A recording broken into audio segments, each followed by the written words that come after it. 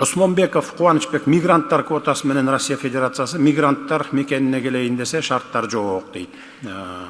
Шарттар эми бай үй шарты эле бар болчу, атак жумуш шарты бизде толтура. Жумушчу күчү жетишпей атат. Жумушсуз күчү жетишпегендиктен Индия, Пакистан, Кытай, Өзбекстан, Тажикстандан келип иштеп аткандар бар мына. Азыр ошондо дагы жетишпейт да, жетишпей турат. Болгон эле силерде неме проблема бар болчу?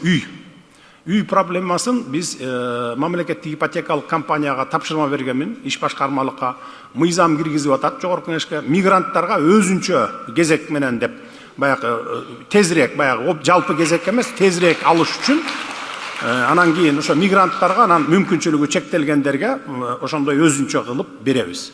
Азыр мына 70 миңден ашык үйлөр салынып атат жалпы республика боюнча. Ошон үчүн азыртадан эле кезекке тура берсеңер деле болот, бирок баары эле Бишкек, Ош, Жалал-Абадка туруп албагыла да. Ар ким мындай кичи шаарларда да салынып атат, башка борборлордо да, областтардын центрларында салынып атат. Ошол жерлерге очередке тура берсе боло берет. Анткени бүтөт. Жарым жылда бүтчүсү бар, 1 жылда, 2 жылда бүтчүсү бар.